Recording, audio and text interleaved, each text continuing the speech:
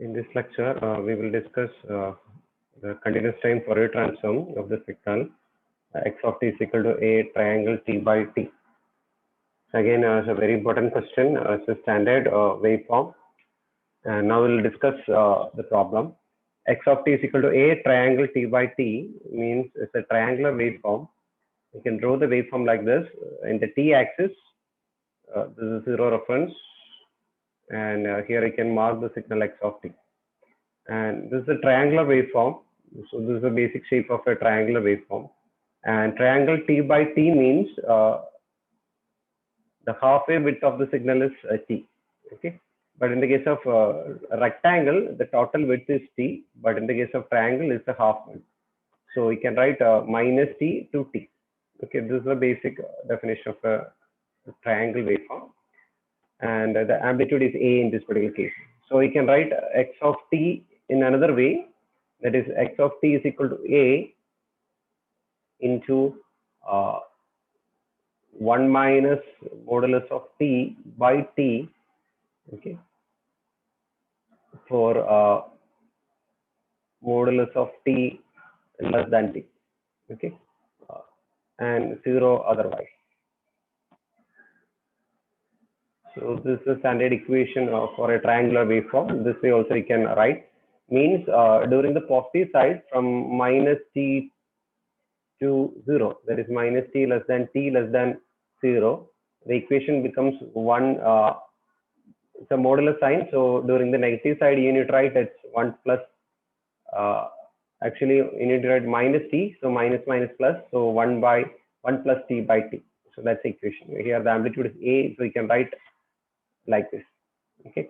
Now for the other limit 0 less than t less than t, you can write a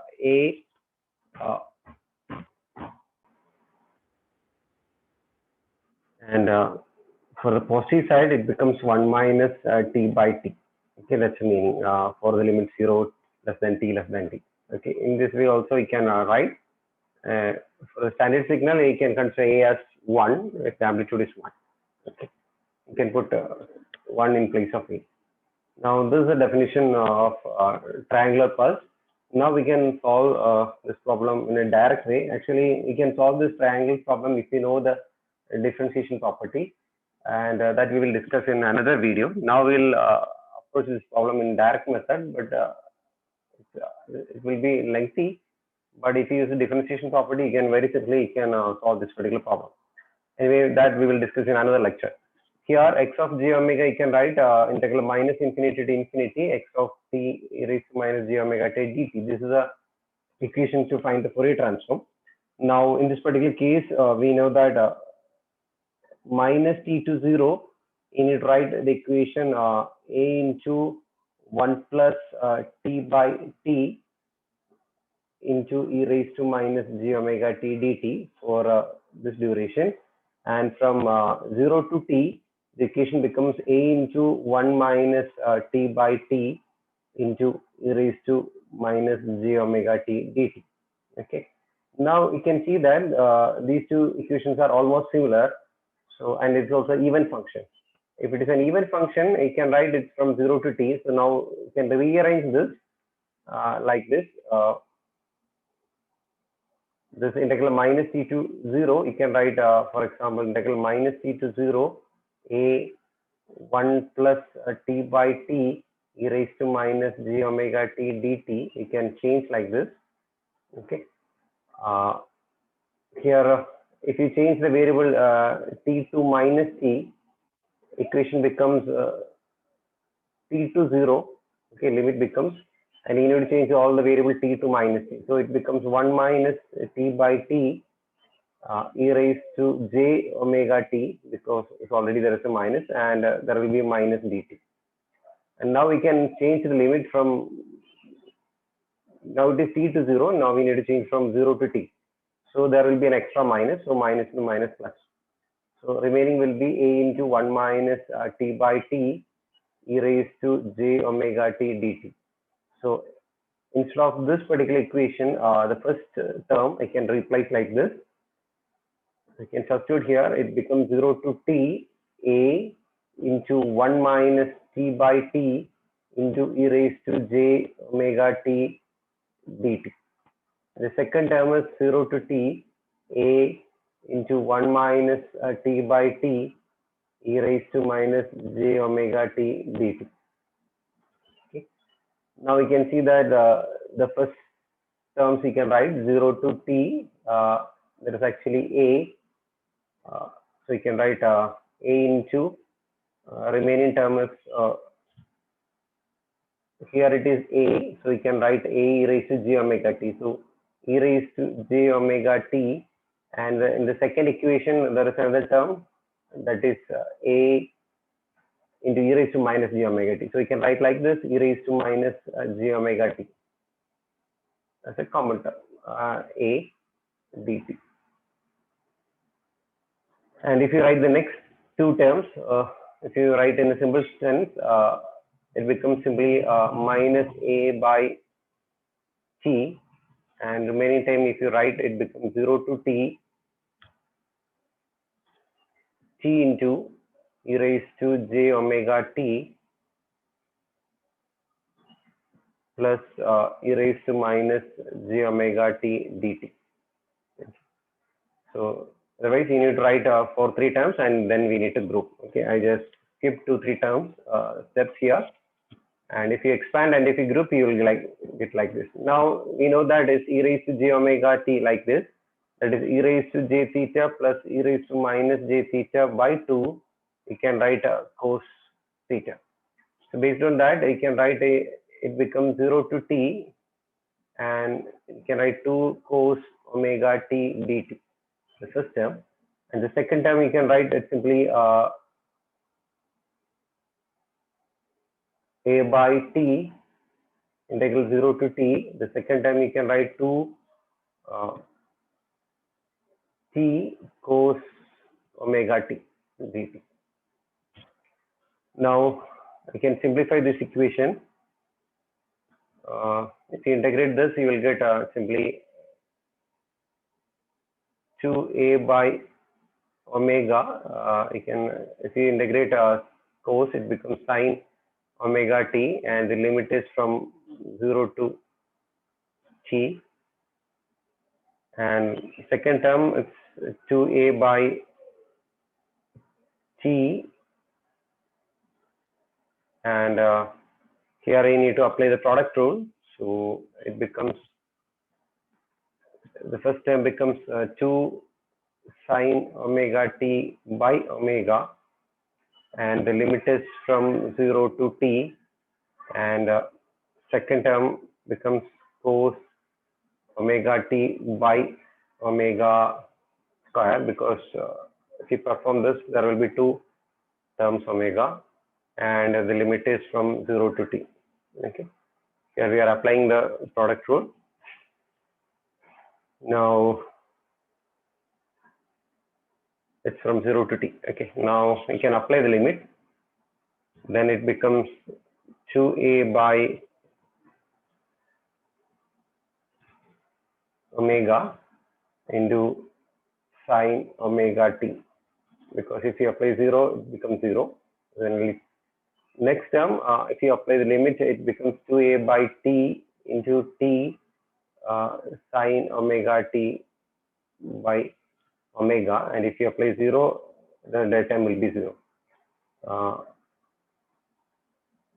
Next term, if you write, okay, there is a common minus. If you apply that minus, it becomes minus 2 omega square t and cos omega t minus 1.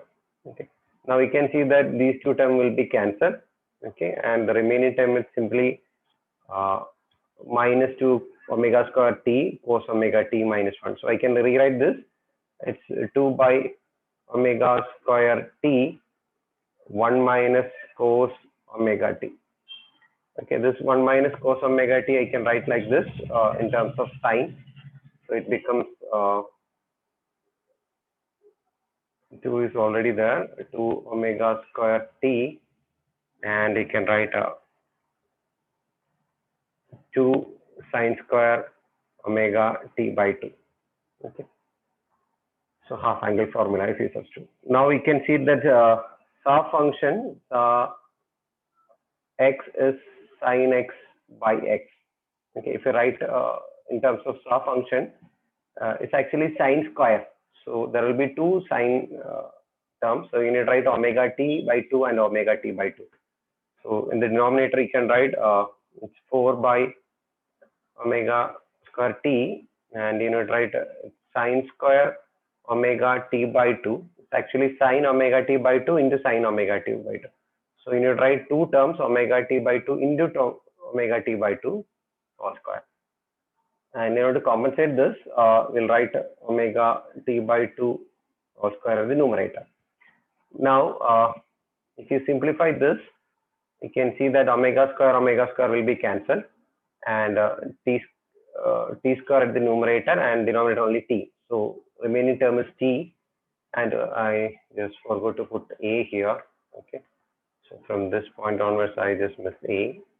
So a, okay, here also a, and now a. Okay, and now it is at. You can write sa square omega t by 2. Okay. Now we can conclude the Fourier transform of triangle function t by t can be written as in terms of sa function, the continuous time Fourier transform of this function is at into sa square omega t by 2. Okay, or you can write in terms of sinc also. The sinc function also you can write. If you write in terms of sinc, it becomes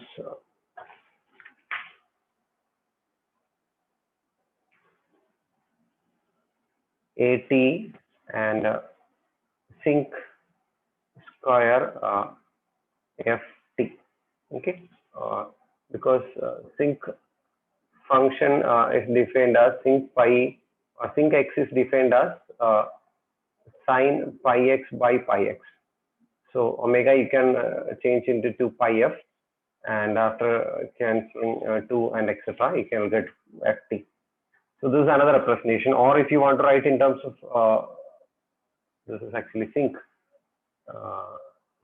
and in omega you need to write omega t by 2 pi. Okay, this is another representation. So all these representations we can use to write the triangle function. Okay. Now, if you look at the spectrum of the signal, see it's at sa square omega t by 2. We know that the sinc function or sa function will be like this. This is simply the sa function, and here it's sa square means all the negative values becomes positive. So you will get the sa function like this.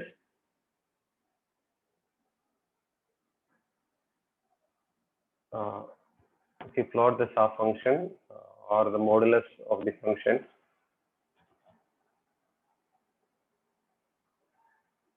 the negative functions becomes positive. Okay, it will be like this. There will not be any negative values. All values will be positive. So this is sa square omega t by 2 function. And if the amplitude is at, here you need to mark the amplitude is 80. Okay, that's all. And this crossing points will be based on this omega t by 2 is equal to plus or minus n pi. Okay, this is zero crossing point. And if you write this, you can write omega is equal to plus or minus n pi by t.